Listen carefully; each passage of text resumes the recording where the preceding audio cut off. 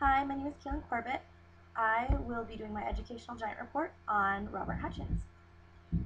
Robert Hutchins was born on January 17, 1899 in Brooklyn, New York. His father, William Hutchins, was a Presbyterian minister.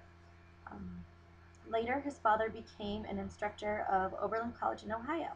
Because of their location, Hutchins studied at both Oberlin Academy and college. He accomplished both by the time he was 18. Oberlin was dedicated to evangelical ideals such as righteousness and hard work. These ideals had a huge effect on Robert. When he was 18, Robert joined the United States Army as part of the ambulance service because the U.S. had just barely entered into World War I. He served for about 2 years. When Robert returned from war, he attended Yale University and received his degree in 1921. Hutchins had to work hard to earn the money to put himself through Yale. He didn't receive as much financial support as he previously had at Oberlin. Due to his interest with case method, Hutchins enrolled in Yale Law once he had fulfilled all his graduation requirements. Hutchins got married shortly after graduating from Yale.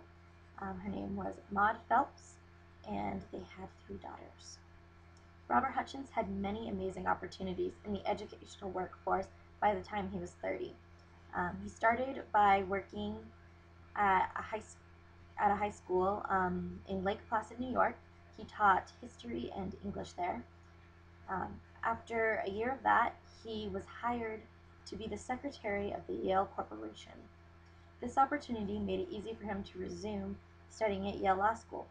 He graduated at the top of his class and was asked to teach as part of the Yale Law faculty. 2 years after graduating, Hutchins became acting dean of Yale Law School, and within a year he was full dean.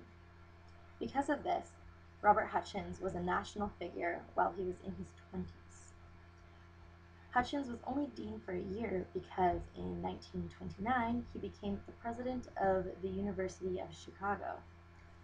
Their presidential search committee was looking for a young president, but they had initially taken Hutchins off of their list because he was only 29 and they were looking for somebody more between the ages of 35 and 50. After much thought and consideration, they decided that he was worth the risk and they hired him. Robert Hutchins probably had the most influence while he was at the University of Chicago.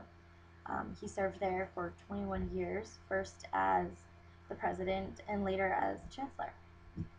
He was a major voice for general education in the American higher education. He wrote, spoke about, and influenced public policy. He was very dedicated and enthusiastic to bringing about liberal education. Hutchins made it so students could acquire a general bachelor's degree in just 2 years' time. He got the school to take away course requirements and grades, and instead he implemented the use of comprehensive exams and general education classes. Hutchins was well known for emphasizing the teaching of great books. He was able to teach the great books while he was there, but they were never officially put into the curriculum. Robert did try to reform the curriculum several times, but his ideas were rejected by the faculty. As far as educational theories go, Hutchins was one of the leading members of the school of secular perennialism. He was a well-known spokesperson for this theory. He argued that the ideal education is one that is designed to develop the mind, and this can best be done by a curriculum that concentrates on the great books of Western civilization. Perennialism is not widely practiced presently. It can be found in low-income, multicultural public schools, as well as elite academies. There are a few colleges that implement the study of the great books, but other than that, it's not widely used. One of the journal articles that Hutchins wrote was called Ideals in Education. In this, he discusses that the character of education is determined by the character of society. So whatever your society or country values or cultivates, is what will be valued and cultivated in education. Hutchins doesn't really like this because the United States has too much love for money and doesn't always have the greatest of values.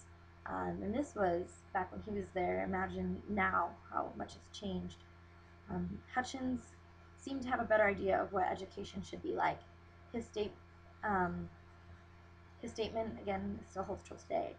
Um, I feel like everything is based off of what society expects and wants from us. Um, Not many people go to school just to learn and to grow. They go so that they can become what society wants them to be.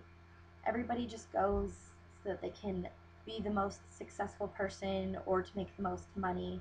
So they go into fields like medical or law, which is great, but you should really do something that you love and you want to learn about. According to um, the University of Chicago's website, on their office page, Hutchins said, "The purpose of the university is nothing less than to produce a moral, intellectual, and spiritual revolution throughout the world." I feel like I can connect well with this statement.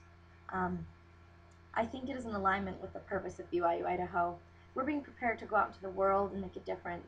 You know, we've been told that this is a disciple training center, and um, that's why we should go to a university, not just so that we can get a job, but so that we can make a difference in the world. That's what Hutchins wanted as well. So many people have lost sight of what's most important, but if we go into education with the right attitude, we can really make a difference in the world, and we can truly gain the knowledge that will help us in life. Um, Robert Hutchins knew what was really important, and he truly was an educational giant. This was my educational giant report on Robert Hutchins. Thank you very much for watching.